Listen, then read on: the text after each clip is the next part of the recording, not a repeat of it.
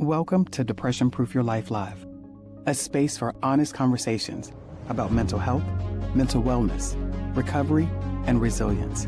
Here, we explore how communication, environment, and mindset work together to move us from silence to strength.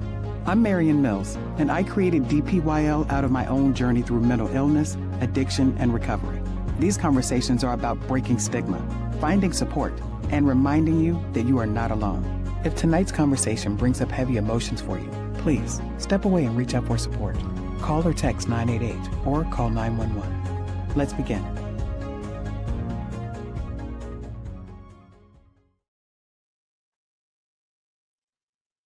All right. Good evening. Good evening. Thank you so much and welcome to Depression Proof Your Life Live. Please help me welcome my guest this evening, Dee Alvis. He is an award-winning voice actor serving clients in over 60 countries, a content creator, and former radio personality. Originally from war-torn Sri Lanka and born with Spina Bifida, Dee's family actually moved to the US in 1983 when he was a child to escape the war and to seek better medical care for his special needs. So now he and his family reside in Florida with his wife and his wife and his children. So help me welcome Dee. Welcome to the show. Woohoo! By the way, How who are did the you? voiceover for the intro? I really like that. That would be me. Oh! Yours truly. Yes. Yeah, see? Thank you. Thank you. Thank you. I appreciate it. Thank you so much. But yeah, how are you tonight? I'm doing much better than I was last night, to be perfectly honest. Yeah, So, yeah. Well, again, as I always like to say, that's what I love about dealing with you and talking to you. You're gonna keep it real. yeah. I was glad that we didn't do this last night because I was like, yeah, this probably would not be uplifting at all. Well, but again, that's why I put what I put in the intro because it's about being real. It's about honest feelings, Yeah, the good, the bad, the ugly, because that's what's really healing for people to see and understand, okay, this is what it was like when it was really bad, and now here's the other side of it.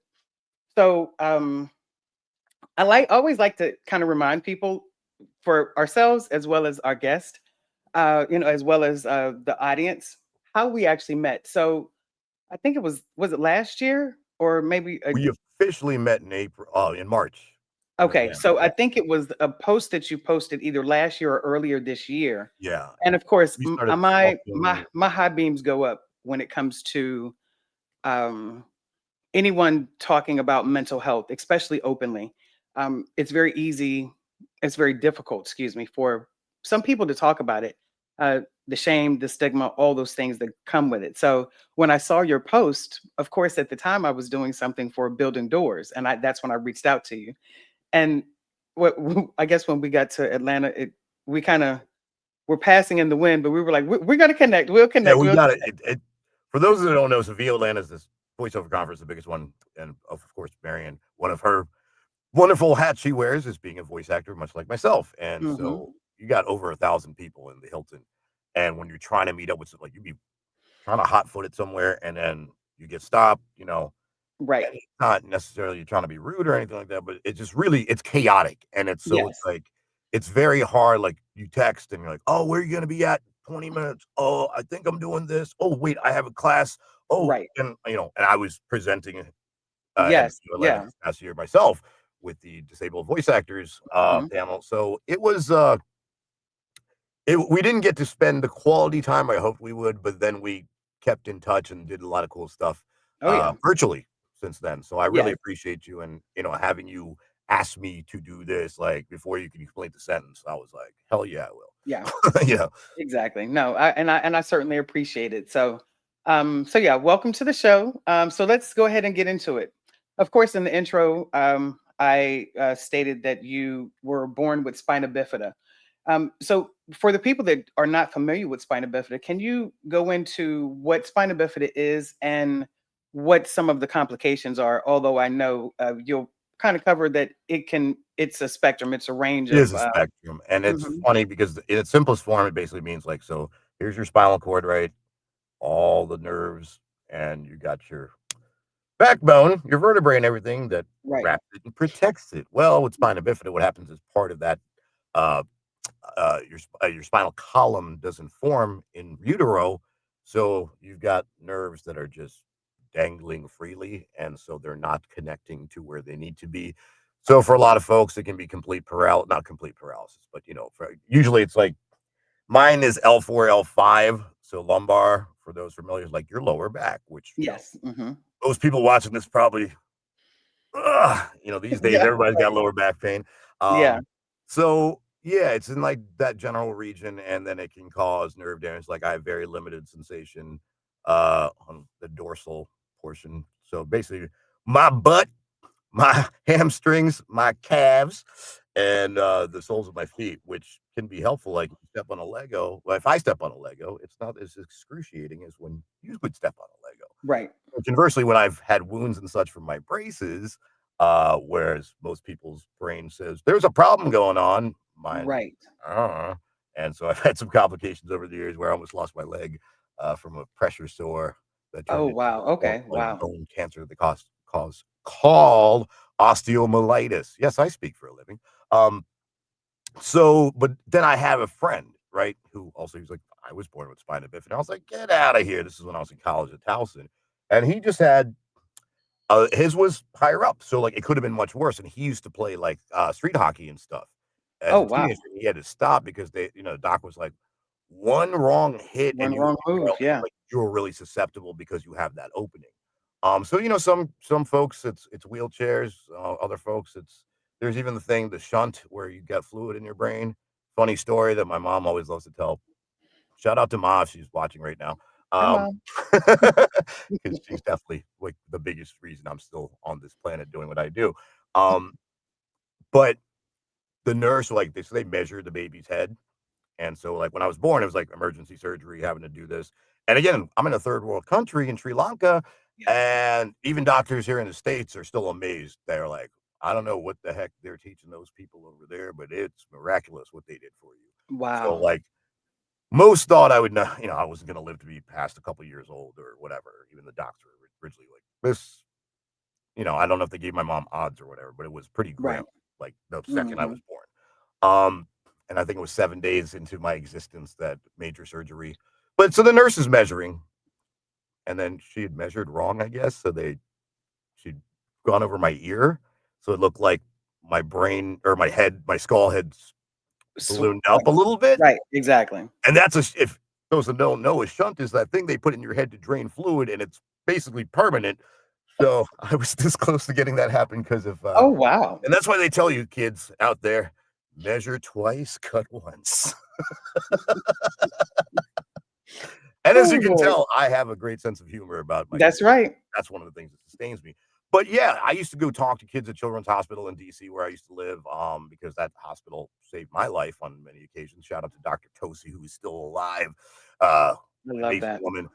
So that was one of the things when I started learning more about it, it was just like, oh, so some people will say like, oh, you're one of the lucky ones. And then others would be like, oh man, I feel so bad for you because my version's not. So it is a spectrum. Yeah. And yeah, there people worse off than me with spina bifida? Abso-freaking-lutely.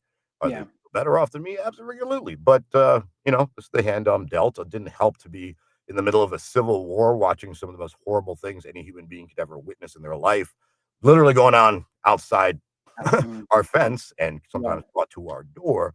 So Yeah. my mom made it a point to, her sisters had moved stateside, and my mom was the third out of the four sisters. So her Okay. two eldest were already here, and then her youngest had moved here. They were all in like the general DC, Maryland area. Um, and my aunt working for the World Bank helped her get hooked up with the IMF. So then it Good. was really good because the timing was perfect because it was getting real ugly. For those that know, Sri Lanka like was going through a civil war that lasted 3 decades, and I'm not gonna say it's as nasty as what happens in Gaza, right, recently or anything like that, but it's definitely nastier than anything you will ever see in the worst neighborhood in the United States, that's for sure. Wow. So and I lived in Baltimore and DC, so let me tell you, I know a little something about that myself here. You But, know, you sorry. you no, no, no, don't apologize. Please don't ever apologize. And the reason I say that as we move forward, I believe it was Christy. When I had Christy on, my Christy Harsh. microphone wasn't working. Yes, Christy Shout out Hart. to Christy, Yes. our unicorn. My microphone wasn't working, so I told her, I was like, "Just introduce yourself," and and when my microphone finally, came on, she was like, "I'm so sorry, for taking over. You go ahead." And I was like, "No, like this is my platform, but it's the guest show. It is your platform to speak and get out what you need to get out." Yeah. So with that, um, I've always been intrigued, especially I guess as a social worker, just the analytical part of me. It always intrigues me, and of course, your personality is just huge, and always spewing positivity. Did you Yeah, ad ever nauseum struggle? sometimes. I preach that PMA to the point where it can be annoying, Oh but it just but it's more like how I like I don't expect everybody to follow my lead necessarily, but at the same time, like I speak from experience, you know what I mean? yeah. Like dealt with real stuff and some horrible, Hmm. horrible BS that um so I just hope people understand that when I speak that way, it's coming from a place of caring and like not that I'm trying to preach. It's just like, Oh hey, yeah, you yeah, can do this. You can make your situation better. Like, you know, and I don't like to lord over people. But some people these days they take, toxic positivity, which is like my least favorite term. yeah. Okay. So, did you ever struggle with depression, Oh self pity, resentment, and even, asking, like as far as spiritually, question why these challenge, why me oh type of yeah. thing? Could you Oh yeah, share a my little bit my about my that? Catholic upbringing coupled with my condition led to a lot of existential crises in my own soul and heart and however you want to put it. Yeah, didn't have a great relationship with God in the sense that I was brought up to.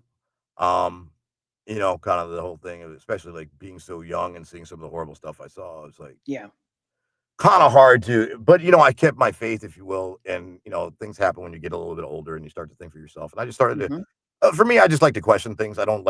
Um, I don't like anything being dictated to me in the sense where like Okay. this is just how it is and this is how it has to be and there's no other options. And I'm like, is there though? Like, because the whole other world out there, and I come from a different part of the world, even though I was raised Catholic in a Yes. predominantly Buddhist country. Okay.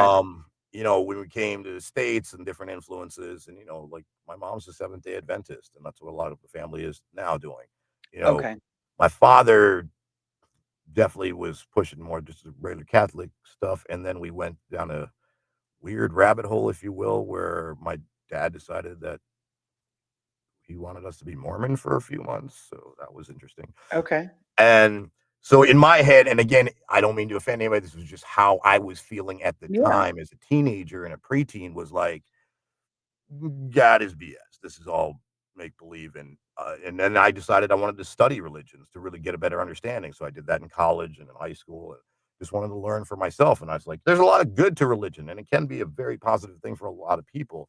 But we just, the bad side of things. Every scripture has different interpretations depending on who's doing the interpreting. That's right. So Hmm. I chose to come to a conclusion that I was basically agnostic. And the way I look at it is like, I do believe there's something greater and more powerful out there.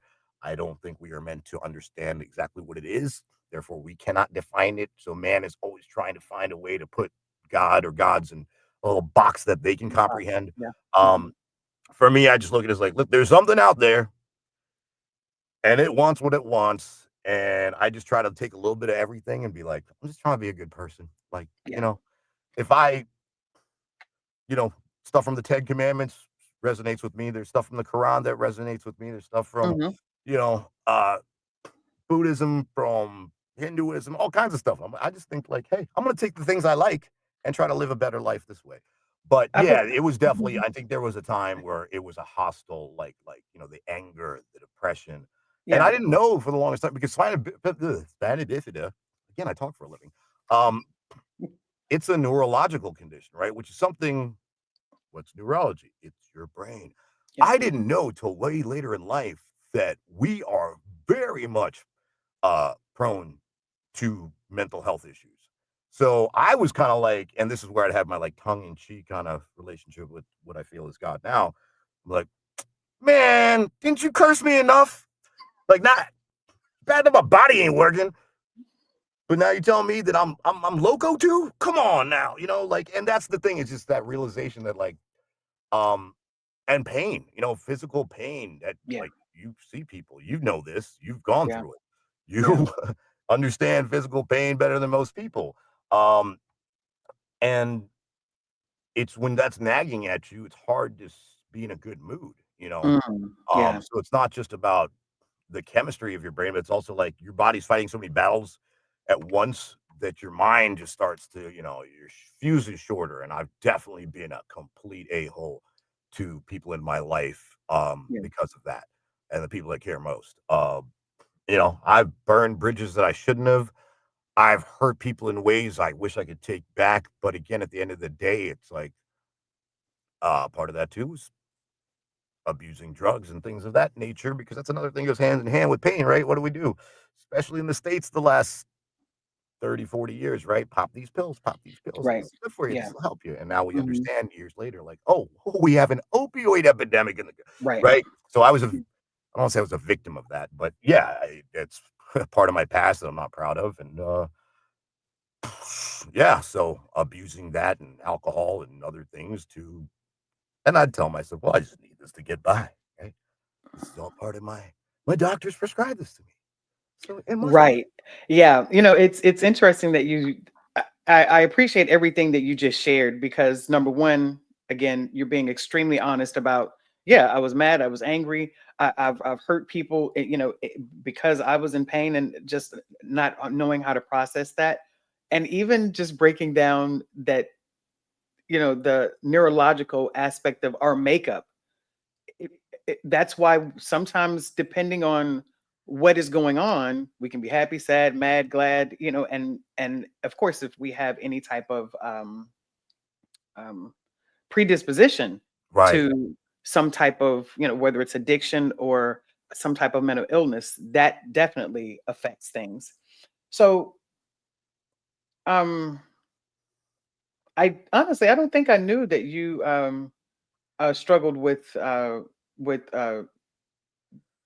guess, substance abuse. I Yes. don't think Yeah. that I knew that, but I appreciate you for sharing because, like you said, it does go hand in hand. Yeah. Um, I mean, I know when I was in the military, it was twice in my life that um two different people told me, that I was probably addicted to the medicine that I was actually taking, and one was when I was still in the military. I was telling my family how good this medicine was, how good it worked. I was like, "Oh yeah. my god," and they were like, you sure you're not addicted?" I was like, "No, I mean, it's the only thing that works." Because the other dangerous part about and how it can be how it can be easily abused is sometimes I was taking medicine and I was taking it as prescribed, but it still wasn't doing anything. It wasn't working. So to Mm. find something that did actually work, um, it was like I want to hold on to this. And so um and then I think later on, years after I had gotten out of the military, I was working with kids. I was a site director and I took some pain medicine because my back was hurting. Took some pain medicine to make sure that we were going to King's Dominion or something. Wanted to Right. make sure I had fun. We were having fun. And I took some medicine and the kids were talking to me and they were like, I was like, we're gonna have a good time. Oh, They you were were in like, that fog. Yeah. Living in the You fog. okay?" And I was like, "No, I'm good. I'm good. I just took some pain medicine so I'll be able to walk and I'm good."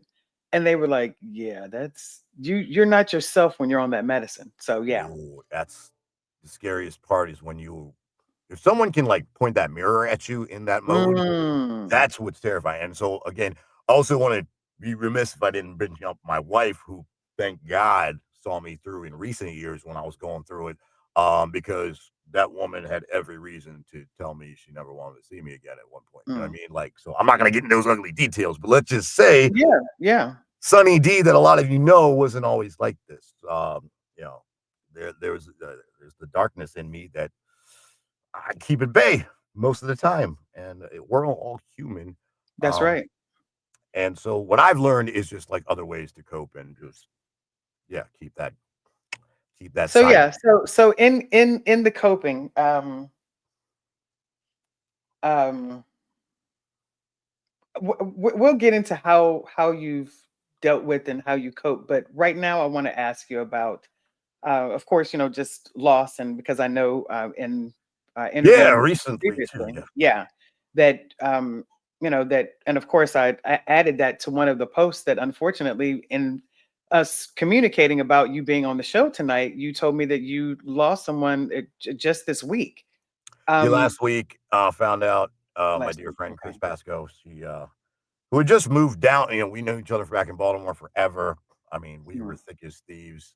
One of the most amazing souls. Like, I know people always say that about people, like, "Oh, they were the best," or whatever. Like, anybody that knew Chris just knew, like, you were always gonna be laughing your ass off when you were hanging out. We It's either straight clowning and having a good time or the deepest conversations, yeah, and she was somebody that knew how to pull me out of the darkness, and I'd pull okay, her out of the yeah, darkness, and we had our circles and our it just, like, so we reconnected again, like, big time this past year because she moved down here to help take care of her stepfather who was ailing. So, mm, to her mom and her brother and the rest of the family, I can't imagine because her stepfather passed, and then not long after, Chris is gone, and yeah, so it wasn't expected, and it was, uh she died peacefully in her sleep. That's what we know. And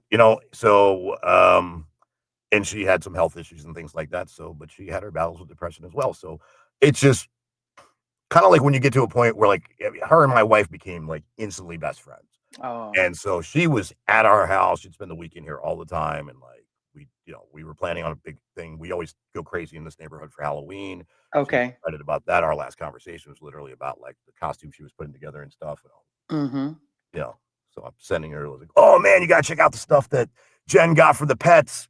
Ruby and Chucky are gonna be dressed up and blah blah blah." And then I'm not getting a response, and I get a call a couple hours later, and then I find out why I'm not getting a response.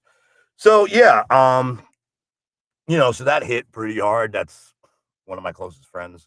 Uh, Another of my close friends passed earlier this year. And these are I've lost a lot of people in my life. yeah, I went to a lot of weddings in my 20s and 30s, but I went to a lot of funerals in my 20s and 30s too. So sometimes it's violence, sometimes it's drugs or addiction, sometimes it's suicide, sometimes it just happenstance, car accidents, cancer, things like that. Um, but hmm, I thought I was at a point where I'm like, that doesn't really phase me that much anymore. But it mm, seems like it's gotten closer and closer to me recently. So like the recent losses have been people I'm like closer with than yeah, past. You know what I mean? So like my brother's yeah, suicide 3 years ago. Um, and it seemed like the effect it has on all of us because again, mental health, it's often found to be hereditary. So I know my mom struggles and I struggle, and we still be there for each other. So I'm glad we got her moved down here. So she's okay, only like good. 25 minutes from us. She came to pay a visit on Sunday, which was super nice. Thank you, Ma. The food was lovely. Nothing beats Ma's home cooking. I don't care how old I get. I know that's right. Yeah. Ma, I hope you heard that. Ma, just So yeah, that's my support system. I got my wonderful wife, my wonderful mother, and I've got a ton of awesome friends. Who a bunch of us found each other during the pandemic. Something called Team okay. No Head in the Oven, which excuse the name, it was just meant to be kind of like shows off the sarcastic nature of how we approach things. Yes. But that's what kind of one of our things is like and you say goodbye or whatever, like, don't forget, keep your damn fool head out of the oven. Yeah. Because pandemic was a rough time for a lot of people because of the isolation. And me, I already isolated because I spend a lot of time in this box where I am at right now, talking to Yes. myself, basically. Yeah. So I am a person that believes in human connection. And I think one of the biggest problems we have in this world right now is that think they're connected because they're doing this, but you're not really connecting. Mm. And then, you Mhm. know what I mean? Get out there, talk to people. Don't be mad at your friends because you misunderstood a post on Facebook. That's so dumb to me. Just get Ah! out there, Yeah. be real. We're Yeah. humans. That is part of our nature. If you isolate yourself, you are completely going against human nature. And guess what? That's going to lead to depression. That's Okay. going to lead to relapsing if you're an addict, things like that, violent episodes, all that kind of horrible stuff. So, sorry. We'll get off my No, soapbox I now. told you don't apologize. Don't apologize. Like that is that is what this is about. And yes, yeah, like you touched on so many different things that I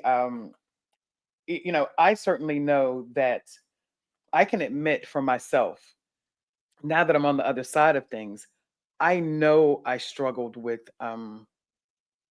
depression because of the way that because of my thoughts, because I was so focused on the negative, the things that didn't happen, the things that I thought my life, how I thought my life was Did going you to look. play out weird scenarios in your head where, like, you just expected the worst, so you'd be like, "Oh, this is going to happen, so I'm gonna act like this"? Because I used to do that a lot. That's like a Yeah, I weird mean, I exercise. definitely had, I Yeah, definitely okay. had times where it's almost like I would be suspicious, as crazy as it Yes! sounds. I would be suspicious if things were going well, Right, like waiting for the other shoe to drop, right? something, waiting for Yeah, something to happen. and Yeah. then it's like, "Am I paranoid?" And then I say to myself, like, "No, this is based on my experience, so, uh, Hmm. the sun may be shining now, but the storm's coming," and that's a hard Right. thing to unlearn, Yeah. which I would think is a big part of depression proofing your life. You gotta Amen. just, Thank uh you so much, Maurice. I appreciate that. Yeah, meaningful connection is key. yeah, and that's the thing, it's like, you don't have to have a million friends or whatever, you know what I mean? Like, I always say, if you got, like, w 4 good ones, you're better than most, you know what I mean? Because you can be 100% honest with. That's what I'm talking about, like, you can tell your most awful secrets too, and they're not gonna judge you. They might Yeah. give you one of these, give you a good talking to, and that's the other thing. I don't believe in surrounding myself with people who just, like, allow me to do whatever the fuck. Oh I want yes, I'm so I want glad you people to hit put on me in that. check when I deserve to be Like, put. yeah, but yeah, and I have more respect for someone that's going to tell me, like, you were dead wrong. I am not, and I never have been the type of person to, like, oh no, no, like supporting something that if you were wrong, I'm gonna tell you you were wrong. Right. I'm gonna tell you that was messed up. Like you were wrong. That's that, whatever the situation is, and you should be able to take that from me as a friend, knowing that what I'm saying is coming from the heart.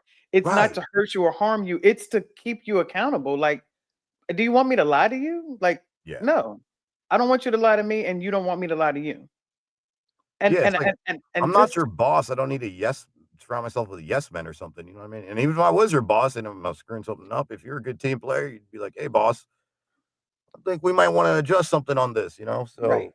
So And of course that's a whole nother subject, but I believe that I don't know when it happened. I don't know if it was because of the pandemic, but I find that that happens a lot lately. That there's no accountability, yeah, and like uh, supporting negative behavior and mindset.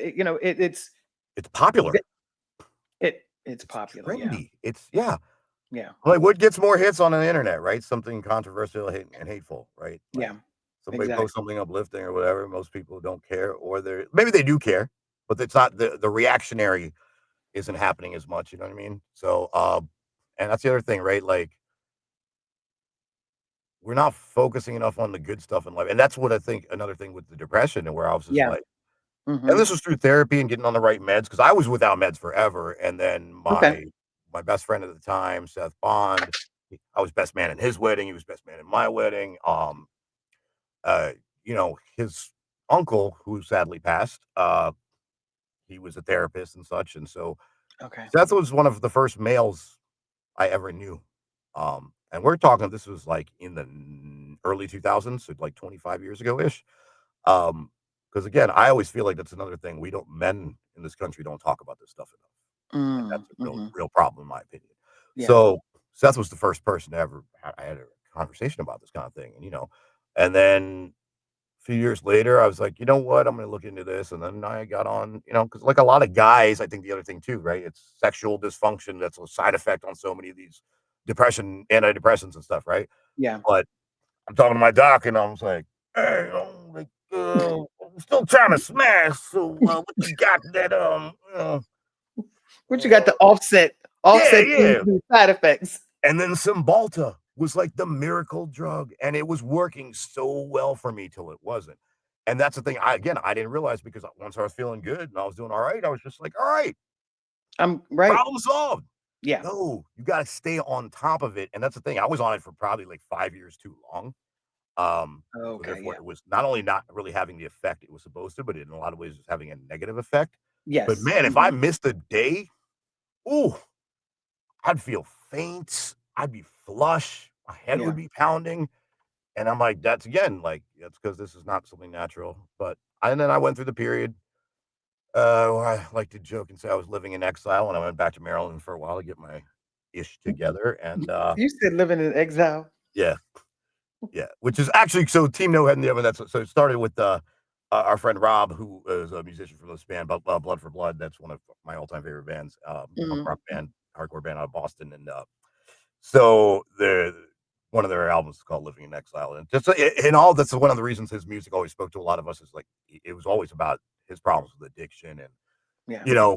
growing up and being poor white Mhm. trash and how when you don't have money and your family's messed up and he was thinking about things that most people would never touch because of dark subject matter and like I don't know, it always resonated with me and that's where this whole thing came about. Our other friend Jack helped put it together. Unfortunately, Jack passed away a couple years ago. And Mm.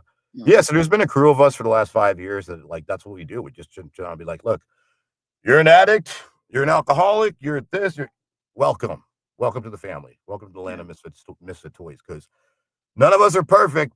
Nobody here is expected to be There perfect, you go. Yeah. but we are going to try to help each other. And our motto is you're never alone. So that's the thing. We're so like just about every night I'm on the phone with one of these people. Either we're doing a group chat thing on a Zoom kind of thing or on Facebook Live, not Facebook Live, Facebook Messenger, or I'm just on a regular phone call, or it's a one-on-one.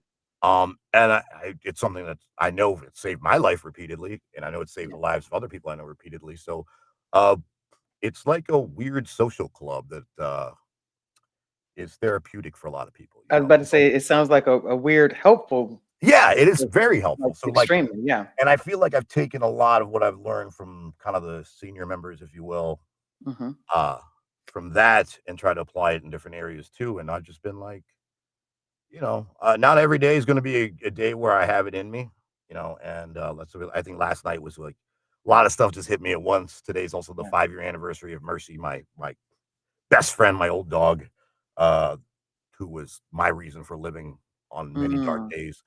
Yeah. So coupled with everything, the universe works like that. Where I was like, I don't know what's wrong with me. Like, why am I feeling this so heavily right now? And then like, yeah, I'm like, this would be great if I had some scripts to read right now.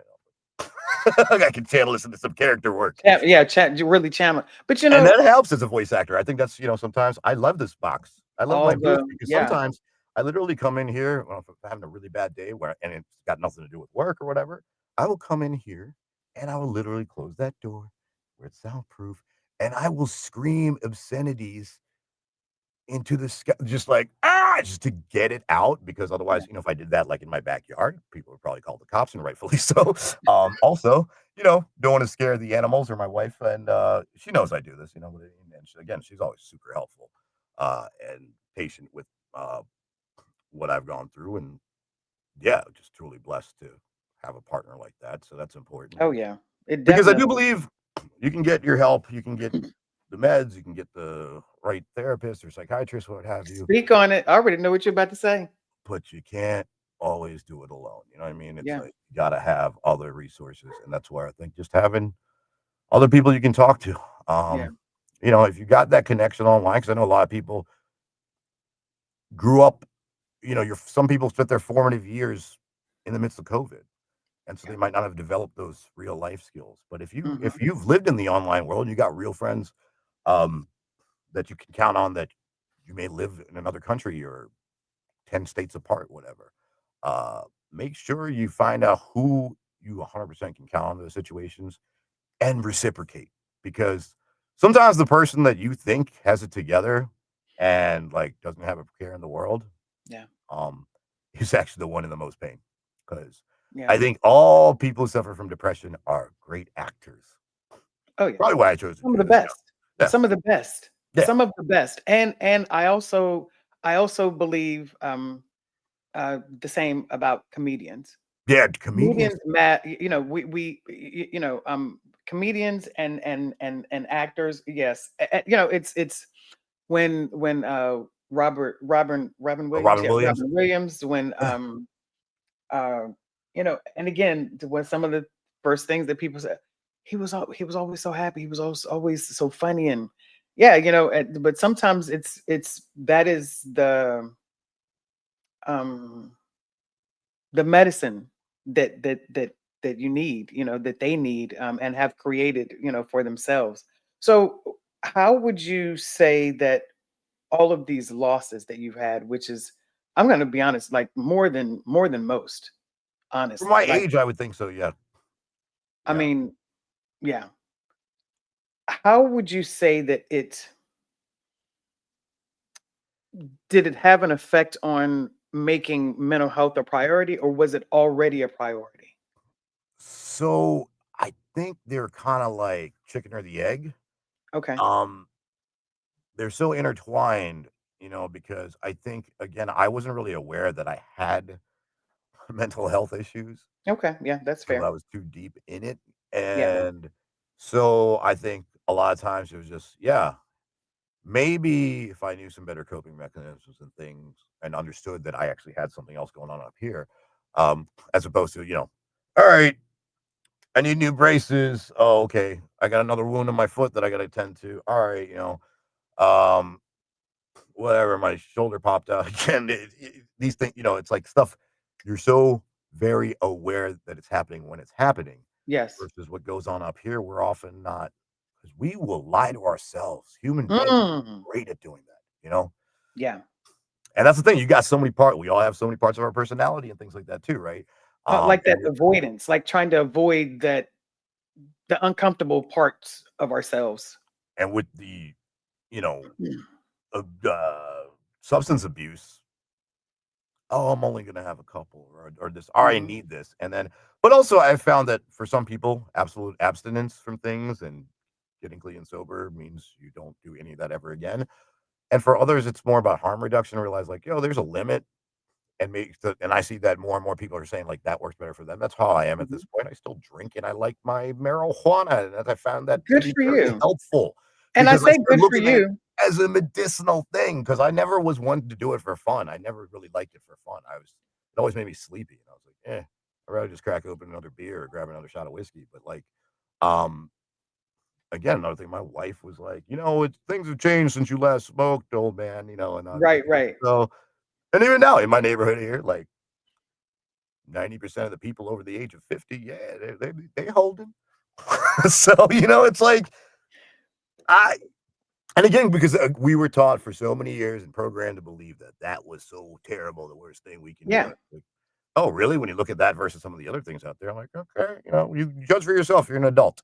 If you think it's And gonna work." So I tried some different things, I found stuff that works for me, so, unfortunately, it's not something I can do during the day, so that's my whole thing is, like, I am just focused on work till there's nothing to do, and then right. it's time to do, my husbandly duties or household stuff or whatever, That's right.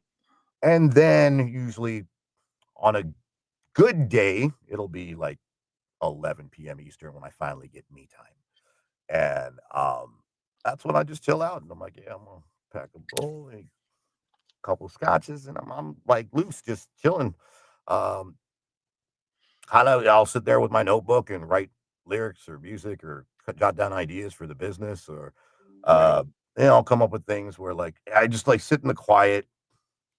The world is slowed down, and my phone's not going off every 15 minutes usually, unless again, it talking to one of my people who's Mhm. going through it. Oh, and Yeah. that's the other thing. So then I'll do that, and then I'll jump on a call with some of them and just be like, and we socialize, and it's great, you know. Right.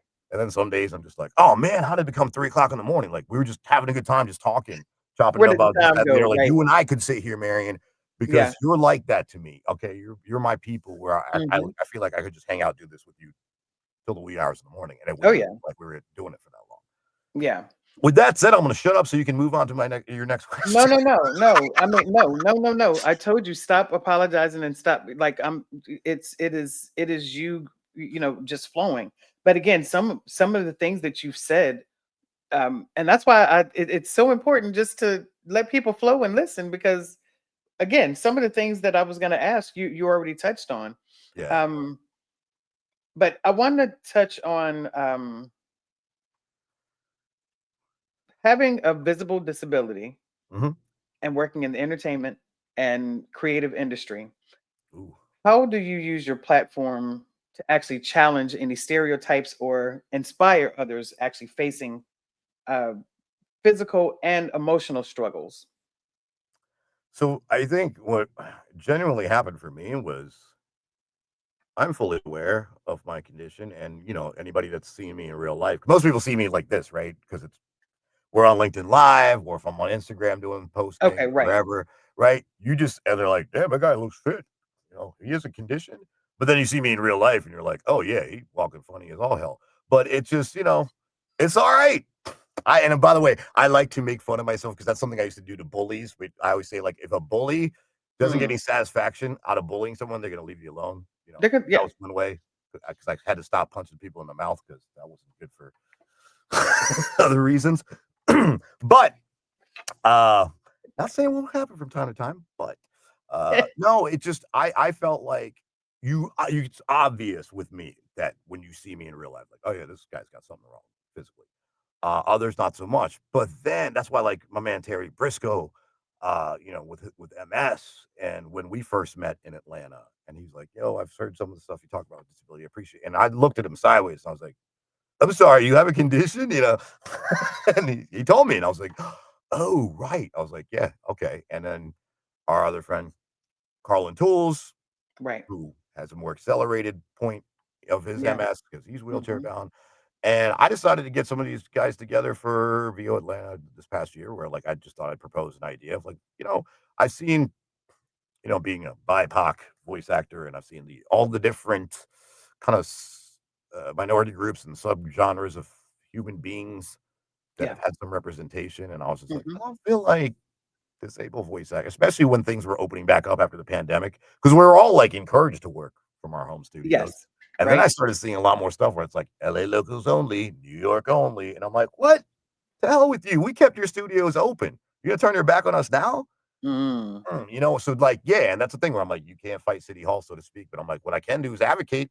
So I got a group of folks together. I'm glad I did because those people are amazing. Amy Oh yeah. Geronimi, Oh yeah. Tony Jackson, who Tony. again is Yes. somebody who's like, Yeah. Yeah. Yeah. obviously, you're gonna see Tony and you know immediately that he's got a disability. Man, we'll talk about a great spirit too, and talk about somebody who's like the man goes skiing, he plays this wheelchair soccer, and he's good at these things. I'm like, Yeah.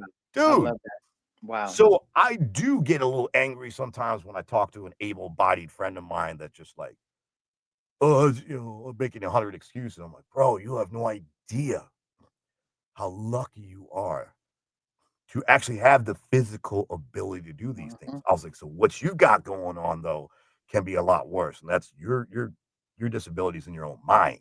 Yeah. So we got to find ways to get you over that hump. Um, and so a lot of times people think I just talk to disabled folks. I'm like, no, I talk to a lot of people because I really think that's the other side of it. It's whatever obstacle. And a lot of times we are our own worst enemy, and I knew that from being my own worst enemy on way more occasions than I care to share. But being aware of it is one thing, and then taking steps to do something about it. And Yeah. that's what I try to do now. So it's just Yeah.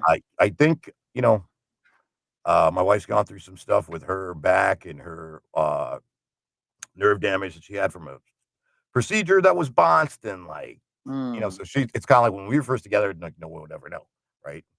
And I also try to be sensitive to that when I know she's hurting in different ways, and Yeah. that she picks up slack for me when I can't do things. And there's some days Yes. where we're both just like, "Hey, babe, I think it's gonna be a couch day, don't you?" Yeah, like let's just put on one of our shows, or it's Halloween tomorrow, and we're big on that. Big block party tomorrow, as always. So we'll binge watch our horror movies or whatever on a Sunday if football's, but now we got football too. So it's like it's finding ways to cope, not just mentally, but also like understanding just physical limits. There are days where like I push through because I feel like my workouts are important. Monday through Okay. Friday, I get my workouts in. I take that very seriously. Also helps keep me alive, and it helps with my pain. If I take like a week off of exercise, my Mm. joints get way worse. My back locks up something fierce, and then I'm just like I feel like 20 years older. Yeah. So exercise, try to watch what I eat, do those little things that, take care of your health, people. You only have it for so long. Yeah. So, and yeah, like I think that's the difference with an obvious disability versus that sometimes the one that's not so obvious can actually be more difficult. And I talk to folks all the time too when like, "Oh, it must be crazy to have, like, lived this way your whole life." And I was like, "Almost gives me an advantage."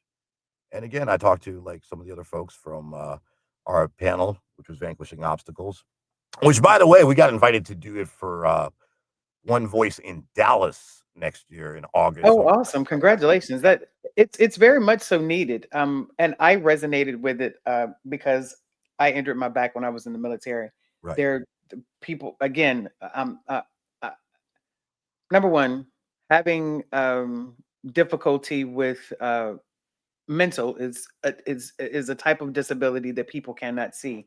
Uh, Sometimes when we're dealing with different people, and sometimes people are talking about someone and their difficulty in society, so to speak. But the fact of the matter is everyone is not um, socially able to interact with people in the same way.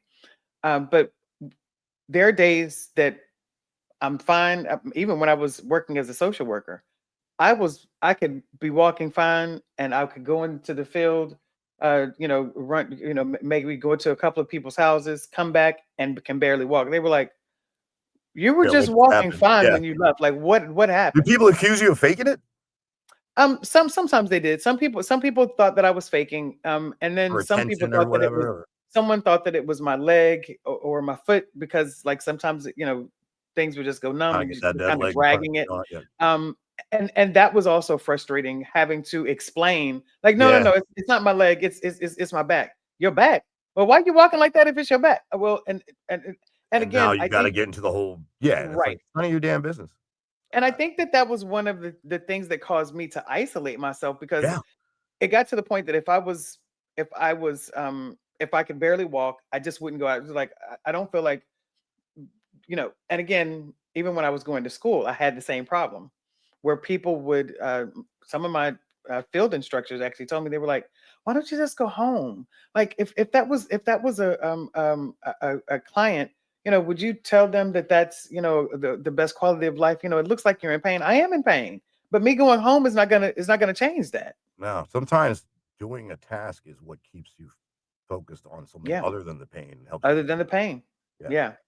So yeah, I really love that panel, and I'm glad to hear that it's continuing on because it's definitely necessary and Yeah, like important. Doug Bartling, the Quad Father, and Keystone Hmm. White, be remiss if I didn't mention them as well, because that's one Hmm. thing we talk about. Because like, they both their results, the conditions are results of accidents, football for Keyston, Oh, I driving didn't. accident for Doug, and Oh, I so didn't realize that. yeah, that's that other argument where people are like, "Oh, when you're born this way versus," and I say, I think a lot of times I'm the one at the advantage. I'm like, yes, I've suffered longer, so to speak, right? Because it's been my entire life, but also Right. because I never knew anything else. You mean I don't know what it's like to be able-bodied, so I can't only imagine um Being able to being do being something. able-bodied and then losing that. Like that's Yeah. got to be horrible. You know what I mean? Because even now, like let's just say, um like, if I all of a sudden lost my right arm or something, like, that's probably the closest I could ever come to understanding how somebody like that feels, because 'cause I've had my right arm my whole life, as far as I know. Yeah. Um, and, Yeah. so, like, when people say, like, "Oh my god, you're an inspiration, blah, blah," I'm like, "Well, you're an inspiration too," because I don't know if I could deal with that. Like, I never had a choice in my thing, right? I'm like, "You knew a different way of life. I never knew a different way of life." So, like, you having to adapt, and I can't imagine the mental toll to do Yeah. Yeah. Yeah. Yeah. And again, I think even before we came on, I was telling you about a family friend of ours, and I told yeah, you, like it was very difficult for me to um again, he has the always joking, always making you laugh. And um I, it took a minute for me to really process what had happened to him. And it seemed like he just kind of adjusted, not to say, like you said, not to say that he doesn't have difficult times, but you know um and again, that's some the people adapt quicker and just, like, it is. I And think that's that's what I one. love about this platform. For you to be able to say what has worked for you, what hasn't, and these are my struggles. But hey, I still, what is it? Shine on that you say? Keep shining. Yeah. And Yeah, that's keep just, shining. I just, that was, everybody's got a light inside of them. Sometimes we just forget how to tap into it and, Yeah. and let the darkness consume us. And yeah, like last night, I was totally, yep. You're not going to win the battle every time, guys, but as long as you're alive to fight another day, you won the most important battle up to that point in your life. So, and that's the key is Hmm. never letting it get to the point where you're not doing something about it. When especially when you get to a certain age, not a specific age, but like when you're mentally developed as, when you're hopefully by your mid 20s or so, I don't know the exact science, but being self-aware and knowing like, okay, I'm about to go down to this walk down this path and I know I shouldn't. Yeah. As long as you're aware of that, you can also like consciously prevent. But once you allow yourself to get so far deep in that darkness, you can't find your way out. And that's when bad decisions are made that you can't take back, like taking your own life. And that's something, I've seen way too much. Uh, and definitely, made my own mistakes in that department too. But again, whatever's out there, my higher power said, you ain't going anywhere yet. Yeah. So, and I always wonder, like, what is my purpose? And my wife says it all the time. My mom says it all the time. Friends say it all the time. Like, dude, whatever you do as a career is not going to be what defines you in this. It's the impact you leave on other people. Like, you probably save more lives than you realize. And I'm like, Yes. I guess maybe, but I don't like to think of it that way. It's more just like I don't mean to like. It's not my mission. It's just my nature. Um, and my grandmother, my nana, my mom's mom, that was another person I got that from who taught me how to fight and who really believed me. When, in my culture, it was like, I always joke about if anybody knows the movie 300, where like, if Oh yeah. Spartan kids born with any kind of condition, it would just be tossed over the cliff and the babies. So like, that's kind of how it wasn't that horrible in Sri Lanka, but in my culture, it was like, yeah. And I saw it where like, yeah, you were born disabled, man. It was like, you were used more as a tool for begging and things like that, and Okay. Yeah. it's pretty horrible. So, like, a lot of members of my family, I think, at one point just thought I was gonna be the discarded one, and then but yeah, my dukes and, my nana, like, they would never let that happen, and that's when, I get a lot of my strength from them. I got a lot of good stuff from my father, who passed a long time ago, and we didn't have the greatest relationship, but I forgive him now, and I found my peace with that a few years ago, Oh yeah. after being angry and carrying that hate in my heart for a long time, which is a big part of where a lot of my downfalls came, which Yeah. again, it's not his fault. He did what he did and made his mistakes, but I'm the one who chose to carry that with me for way longer than I should have.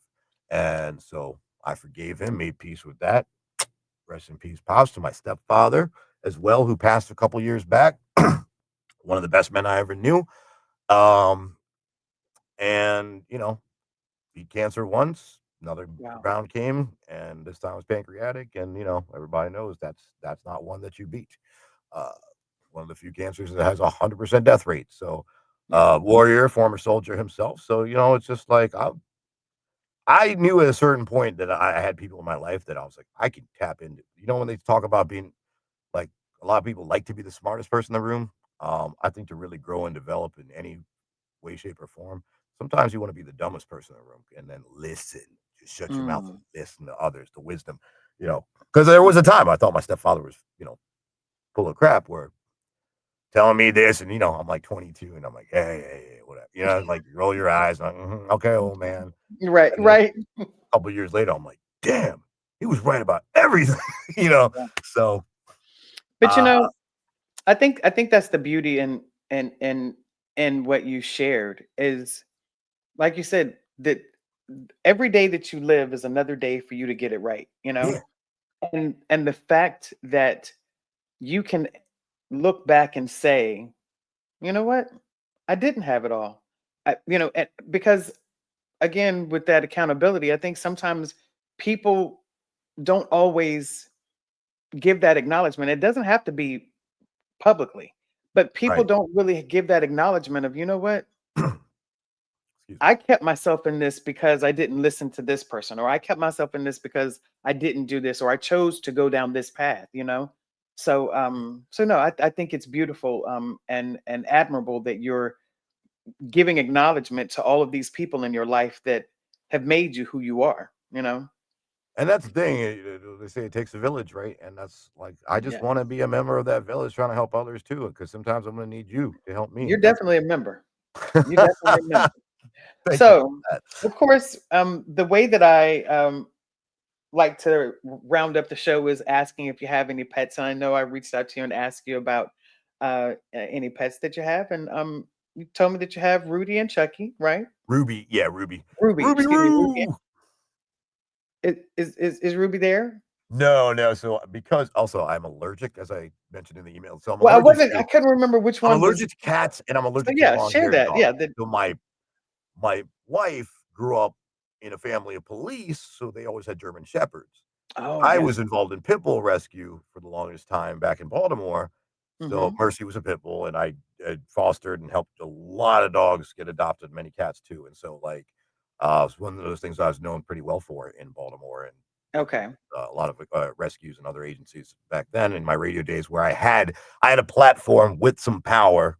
Shout out to departed dear friend Lori Smith, who was our promotions director, who was also a huge animal advocate and started something called was a big part of the Show Your Soft Side campaign, which has been a huge thing throughout the Mid Atlantic, especially Show your for soft side. yeah. It's Okay. so a lot of celebrities got involved where it's basically like a campaign to get people involved in rescuing rather than you know buying from puppy mills or just Right. breeding themselves and all that kind of stuff. So um yeah, like I had again with my nana's house, there was always dogs around, there was always cats around. I wasn't really a big fan of either because my dog, I had one Bonzo, and he died real quick. So like I think I was scarred from that. So I was like, Yeah. "Ooh." Then I became like dogs suck and cats are the best. And when really again, it was just like I had a wound that I didn't know how to deal with, you know. It's like um so I eventually got involved with that, and then next thing you knew, we had a zoo, man. We had 6 cats at one point, the dogs, the rabbit. So currently we only have Chucky, who's our latest addition, who man, but my wife and her best friend, they go out and do that receipt scanning and shop kick and all this stuff to save some money every Saturday. It's fun of their girls' night fun, if you will, too, That's right. Yeah. right? So they found this stray and they were like, it talks. And they saw it like 3 different excursions in a row. And she's like, babe, I'm sorry to tell you, if I see that cat again, it's coming home. And It's I was coming like, home. all Yeah. right, I was like, I'm not going to sit there and argue about bringing another animal home. We're actually trying to find a way to get my friend Tiffany, who has a baby on the way. Shout out to you, Tiff. I love you if you're watching. Me too. Um, her dog had a litter and it's Pipples. And so she's gotten homes for like pretty much all of them are accounted for, but the one which she was trying to save for me. So I'm like trying to figure out how to get a puppy from Northern California to Central Florida. So hopefully, because we'd like to get that would be Ruby's kind of Christmas present to get her a little sister because she was the little sister to Oh, Mercy, and Mercy's life was definitely extended by Ruby's presence. So as Ruby's getting on in years, we'd like to get her a puppy so that she can kind of do the same thing that Mercy did for her and keep kind of that cycle going. Uh, wow. and yeah, just another way to, 'cause obviously, if you lose one, that means there's room for another, right? And I tell people all the time because I know a lot of people feel like, "Oh, I'm not trying to replace my pet." I'm like, "It's not about replacing your pet. They're all special in their own ways. It's about your pet would want you." I truly believe it. Be like, "I'm gone. Go save somebody else now," you know? Animals are amazing that way. Like, they know, like, Okay. they feel your emotions, man. They are so therapeutic. I love those critters. Even the cats that are complete psychos at times, I still love them because They they're have a they're so purpose as well, yeah, huh? they got mental health problems too. I think all cats are bipolar. So, and I manic, you I know? uh, I don't know if you know, but I had to put my dog down last year in March. Yeah, he had cancer. He Oh. had a huge mass in the front of his mouth, like it was. Ooh. Um, but um, but yeah, he I know some people have asked me about getting another dog, and that's why I kind of smiled. I don't know if you saw my face. I was like, okay, like it's a reason that this message is coming to me from you. But it's hard, and I'm not saying you immediately have to do that. What I'm No, telling no, people is no. like, I mean, give yourself I'm permission to do it, because a lot of yeah. people don't because they feel a guilt that like they're betraying the Well, fallen. and I think that's how I was thinking. I was like, I don't want to. I didn't want it to seem like I was trying to replace him by doing it too quickly. But like I said, it's been a year, and I was definitely uh, oh, hi Renee. Renee says she Oh, has a few flight attendants. oh, please get in touch with me, Oh, Renee, that would be please. awesome. Oh my Oh my God, god, that would be a Christmas miracle. that would be so awesome. Okay, Yeah. yeah, we're definitely gonna have to make that happen. I love it. Yes. See the power of LinkedIn Live. Ah. Hmm. Oh, you know what? I do. Hmm. Yeah, yeah. Like you said, yeah. Oh, Oh, I thank you, wish I Renee. knew I some flight appreciate it. She attendants. said, "Oh no, sorry to hear that." But yeah, you know, we got to get ready to go. But Yeah. it's so funny how healing and just timing and self awareness, all of that plays a part. Even though my baby, I had to put him down. It's funny, ironic. He had been bleeding by out the mouth And like just sometimes you profusely, just right? it's so And hard to he make that choice, but you well, no, I mean, and that's what I'm saying. Like he had been bleeding by out of the mouth, and I was like, oh my god, I if he don't know what can't I'm gonna do. eat, I don't he want, can't drink, huh? he can't if he can't eat or drink or do Oh all no, those but that's the thing. He was still eating and drinking. oh, okay, that's good. Yeah, he was still eating and drinking. But I was always crying like, "Oh my god, I don't want my baby to go through this." And Yeah. a couple of people were asking me like, "Have you ever thought about putting him down?" I'm like, "Oh no, I can't do that. No, I don't want to think about it. I don't want to think about it." And then the last time that he, was bleeding he looked up at me with those eyes and was just like, He's telling and you. it hit me, and it was like, that's how I can make sure he doesn't go through this again, by putting him down. Like that is the purpose of putting him down, to make sure that he doesn't go through this. Yeah, Because and I realized euthanasia I is was holding not on to him, huh? I don't think euthanasia is a bad thing or evil thing or anything like, it's a tough thing. Um, but they can't speak, right? So Yeah. they communicate in different ways. So he gives you Oh that yeah. look and he's like, it's probably mama, it's time for me to go. You It's know? time, yeah, and that's exactly what it was. So yeah, and I think having that peace with it, we went for a walk about 15 minutes before his appointment, and it was a beautiful process, and it wasn't as sad as I thought it was going to be. Like you said, I used to think that I was like, oh my God, that's so horrible, but it was what was needed.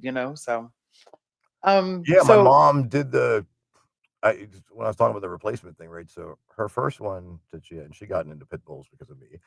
She couldn't stand those dogs for the longest time. Sorry, ma, but it's true. Now she's like the biggest advocate. But yes, her I love first one, that. because she was always getting seniors and ones that had like health problems, because she knew those are the ones that are never going to get adopted. So she Hmm. would do that, and then so Good for her. Wow. Buster had to be put down, and it was she said, it's cool because like she got to do the thing where like that week leading up just spoiled the heck out of him and all that. And Right. I was like, um, sorry, my phone went off. And then her second one passed while I was up there in my exile. And so you want to talk about me pressuring the poor woman? She was going to Ocean City with her friends, like halfway through the trip, the dog Amy passes away. So like then they gotta turn around, come back. Oh Uh wow. and so obviously she's devastated. And so that was on a Friday. That following Monday, I was like, Mom, I'm gonna take off, not working in the studio, not doing anything. Like, I'm just gonna kick it with you. So I was like, let me take you to lunch. So I took her to one of her favorite spots for lunch. And then after lunch, I was like, I got another stop for us. And we stopped at the Humane Society in Rockville. It's like, what are you Oh, doing? I was just wow. like, it doesn't hurt to look and just see what's going on in here. And sure enough, by the end of the week, Leo was coming home with me and Ma, and she still got Leo, and he's thriving down here in Florida now. I So. love that story. And that is exactly why I love ending, the idea of ending the show with pets or with something, because that look on your face, that big smile, like it's Yes. after A talking bit about some tough devilish. stuff, it's nothing. The joy that pets can bring is priceless. Yeah. I don't think if by some, if by for some reason I end up being the last surviving member of whatever group of friends or family, better believe I'll have a lot of pets. Because like, there's no way I could live Yeah. alone. Like I couldn't after having Yeah. them for so long now. Like Yeah. I get freaked out now in the like when it's dead quiet. Like all Yeah. the animals are actually sleeping too. I'm like, this is weird. But Yeah. yeah, it's a beautiful thing to have them. Oh, yeah. And it's a Well, I'm beautiful going thing to to be put on your show. Thank you thank so you, thank much, you, thank you. I Marion. really do appreciate it. I'm gonna put your information up if you could tell people how they can contact you, but I'm also gonna just put this up so people can actually see it as well. Yes, those are all the correct links. And Yes. yeah, if you ever need a charming, gritty male voice talent, I'd be happy to help you out. Or you just want to yuck it up about something nonsensical, I can do that too. Yeah, I I think we love all it. have multiple personalities in a positive way. And And oh yeah, um, it's necessary, right? yeah, so Well, I find D, this whole thing to be therapeutic as well. So like, I I'm glad. know Thank I'm you. going to go into the Halloween weekend with a lot more smiles because I got to do this. And again, everything we just did here was Yeah, therapy for me too. This is not I scripted, appreciate it. guys. This is not like this is just two people being real with each other, and that's why I love me some Marion Mills. Thank you so much. I really do appreciate it. It means a lot. And like I said, as I told you at the beginning, this is a platform that I created, but it's for my guests for them to tell whatever story needs to get out. And again, I appreciate your advocacy. You're constantly advocating for mental health. I love your vulnerability. So I know that you Thank you definitely for touched. creating this platform too, because this is important. And I think, guys, remember she's got a YouTube page for the Depression Proof Your Life. So you should probably like and Thank subscribe. Just you. saying, just an idea. Yes, and this will actually the You full do episode will actually be up on YouTube after this. All right. Thank you guys so much. Have a good night. Keep shining, everybody. Thanks so much for joining us on Depression Proof Your Life tonight. If this conversation stirred up heavy emotions for you, please reach out for help. Call or text 988 for 24-hour support in the U.S. If you're outside the U.S., look up your local crisis helpline. Stay connected with DPYL by following us on LinkedIn, YouTube, and Facebook, and visit depression-prooflife.com for resources, blogs, and to share your story. Your voice may be exactly what someone else needs today. Until next time, take care of yourself. And remember, healing is possible.